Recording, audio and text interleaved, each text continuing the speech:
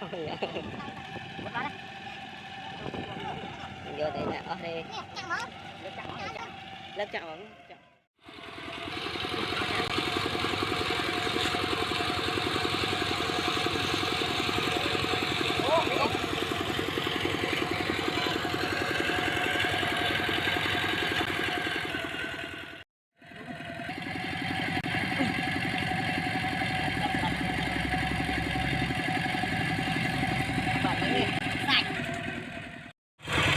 tình chủ thoáng lắm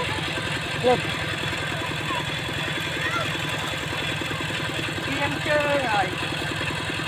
cái lên nhiều cái lên các con từng thôi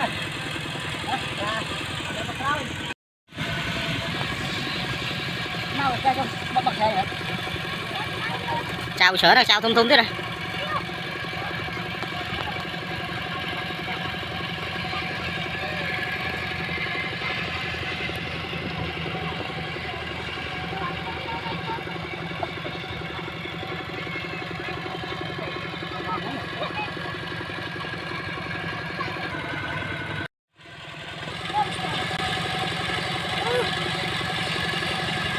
slow mà còn này ada pe khai sát đa slow kiên nó có sạch slow mà bao cho cái bao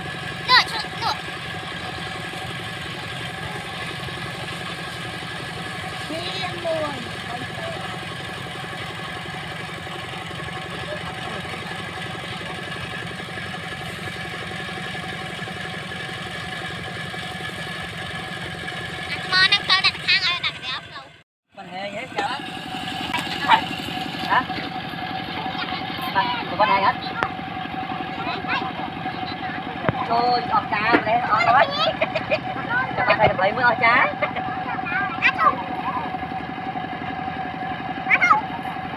Bạn thầy mới ọt trà. Đây cái này chặt slow nha mọi người. Chặt slow. Cái chặt slow này chụp lọc. Mà ai chân linh không biết cái này con của cô nè chạm nó chặt chân ngửa máu một chút ạ nè chỗ là tôi nhảy luôn bát thì bất lực bao cả ngon cái mà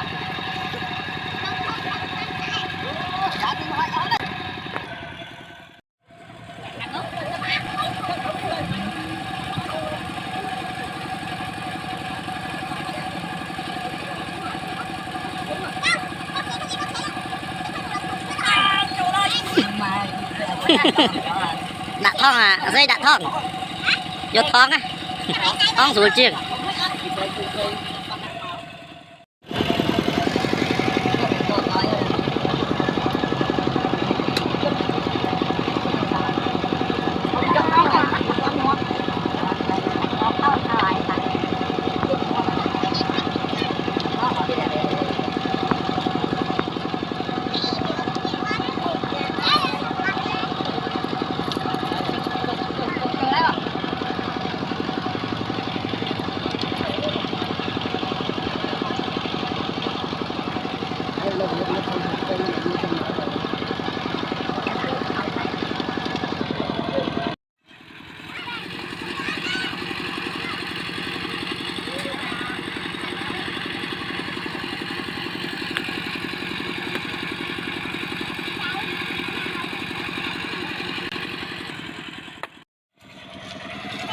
Thôi con xem đi.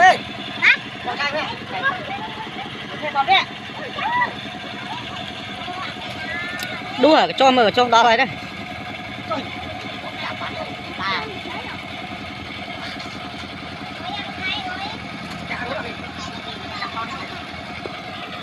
Ta mút ta mà đón đi đón đi đấy. Vô cả chung.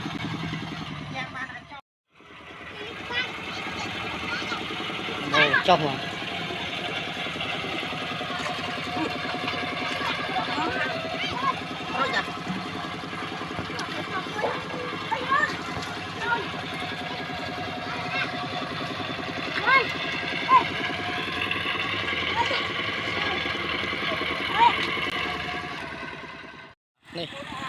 cái này phun vô oyster tao à,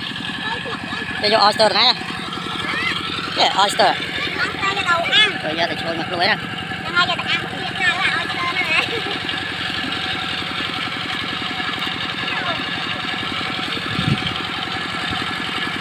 chặt riết nó bom bồn rồi mình chặt thì trôi mà đã.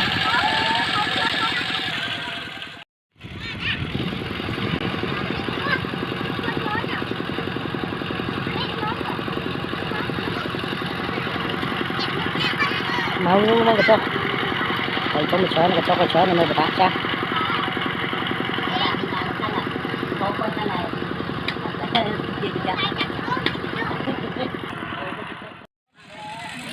Pan đây,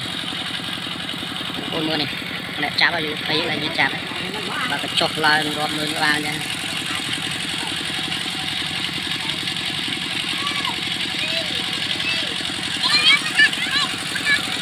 Cài trôi cái chén để cho cái chén đây cái chén cứ cái chén mình là cái chọc một chân hay lại nhân cho mấy cái tôi lại nhân cho con mưa tôi cái tôi mình dùng mà mới được con mưa này mau ngu còn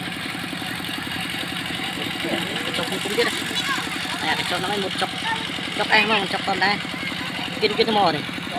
vô tao áo đấy này rồi bố mà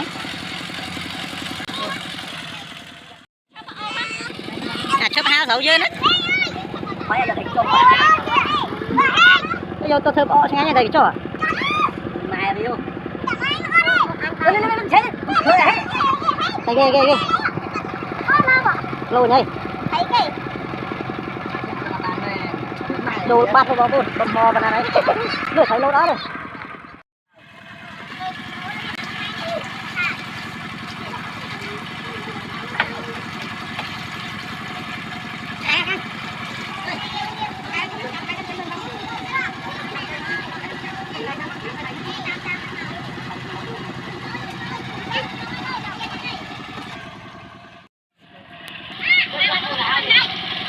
Cái ta vô chớp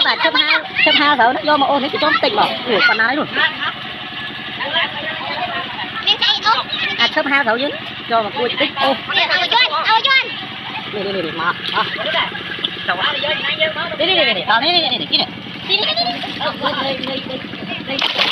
đồ ăn hai ba đâu vậy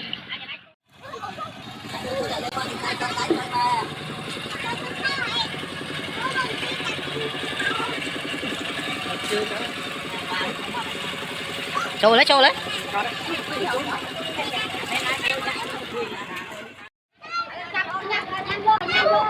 thầy cái chó chặt te vô để vườn một đây vườn một láng vườn một sau rồi em mai này nó đồng biết sắp ô phần tích ngọt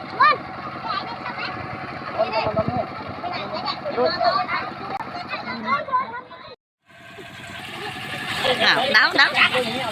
phải chăm mưa mà cũng đậm hot số là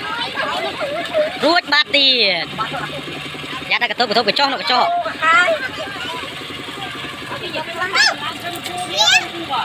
cái cho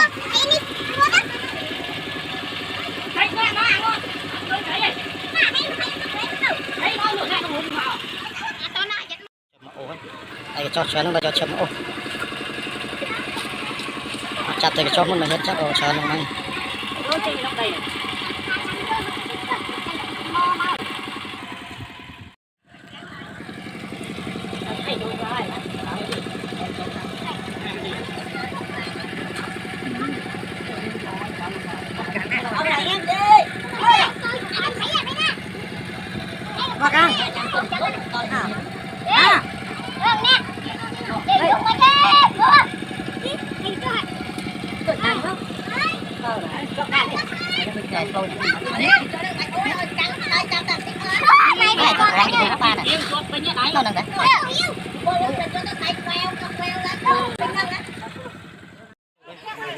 canh cho chó này mà chớp đấy trong có không mới chưa được đâu cho bên này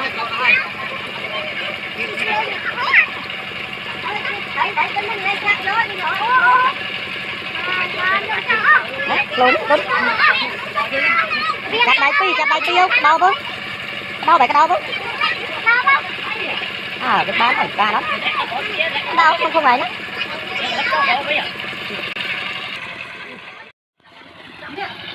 thì bác con này cái gì đấy à tôn cái chặt đạo luôn anh tôn này tầm ai thì đã anh nói đã kia nó đã nông không gặp ai ôi đại một đại mới tới đó trời à chú mà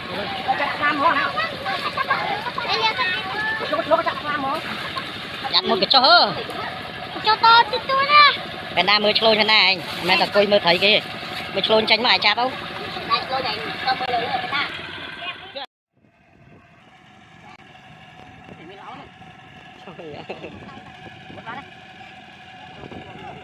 vô đây nè ở đây lớp chạm vẫn chạm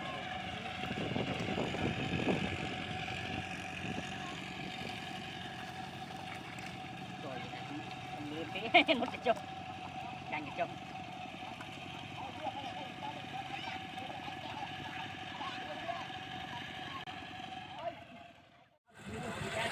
trời ơi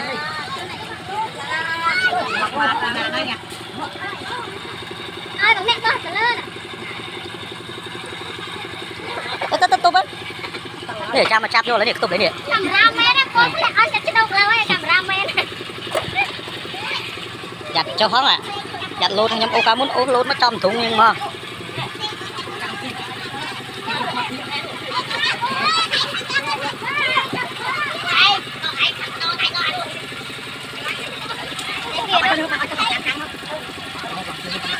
chỗ rồi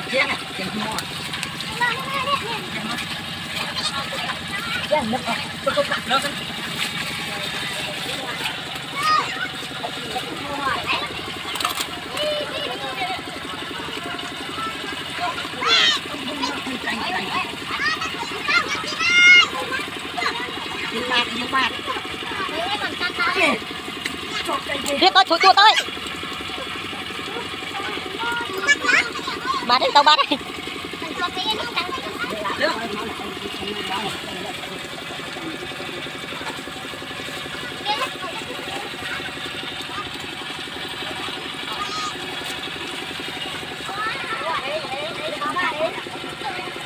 mùi bà đấy nhé chặt mình phải biết một bay bốn rồi lên hiên chặt đấy nó ngả nó qua cho nó làm chứ gì đây không có này trời ạ trời trôi đâu rồi trời mai